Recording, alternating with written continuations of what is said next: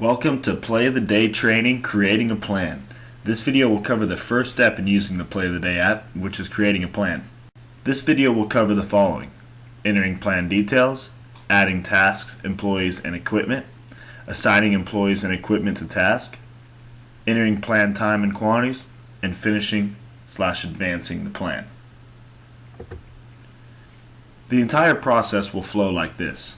First you start planning, then you enter in the plan details, you add your tasks and resources, assign those tasks and resources, enter in time and quantities, review plan hours, and then review your productivity.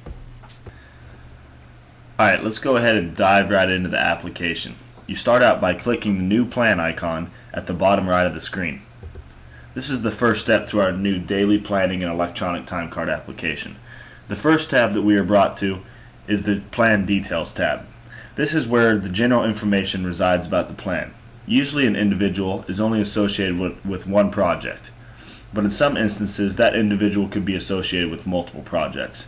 For instance, if someone was working on multiple projects, or if he or she was helping out with a project temporarily. So first you want to make sure you're on the correct project by selecting your correct project at the top.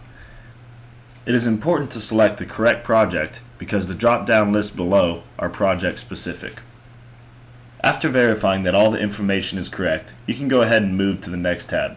You can either click up at the top to move to the next tab, or you can click this Add Tasks and Resources button at the bottom right. Now you need to go ahead and add the appropriate tasks. These tasks are imported from the hard dollar work breakdown structure. I will refer to them as WBS elements. Most people in the field probably know them as cost codes. So I'll go ahead and add a couple tasks here, and then click down in the bottom right to go ahead and add some employees. Now I'm going to go ahead and add a couple employees by selecting this green arrow to add them to this plan. Once you have a couple employees, go ahead and add your equipment. Once again, you can either click down here or you can click up at the equipment part. I'll go ahead and add a piece of equipment for this excavation job that we're doing. Alright, now that we have all the resources in, it's time to assign those resources to certain tasks. You have your tasks on the left, and then you have your employees and equipment on the right.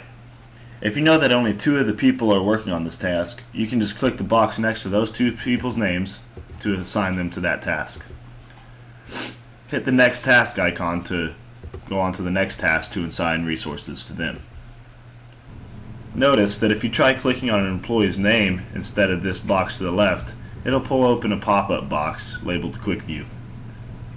So don't get hung up there. Make sure to click in the correct spot. Once you've gone through all the tasks and assigned all the resources that you expect to use on those tasks, you can go ahead and move on to the next screen to plug in the time and quantities. On this tab, you will plug in the expected time that each employee is going to work and under which tasks. To add time, you simply click in the white space next to the employee's name and type in hours. As you can see, once this is done, you can reference how much budget you're supposed to complete for the day, depending on those hours, and you can plan the quantities accordingly. If you want to beat the budget, you can go ahead and communicate that to the foreman here by plugging in more quantities than you have in the budget. Once this is complete, we will go to the Review Plan Hours tab. This is a summary view of all the resources in your plan and the total hours allocated to each. This helps you make sure you didn't plug extra hours under a certain employee that you did not want to. The next tab is the Review Productivity tab. This tab provides a productivity analysis for each task, showing you what your budget is and what your plan is. Again, this is all live, and if you change the planned hours for the task, the budget will also change. This is a very handy tool because it really brings a new level of visibility to your budget automatically. Once you're satisfied with all this information, you can move your plan to the next stage by clicking the button at the bottom right. A confirmation window will appear asking if you are sure. Click the Finish Plan to move the plan forward. Also note, if you do not move your plan to the execution stage before syncing, your plan will not sync to the server. This means you cannot get halfway done with the planning stage and then sync the plan for someone else to put it up and finish planning. You must finish the plan like we just did before syncing in order to make sure it's available to others.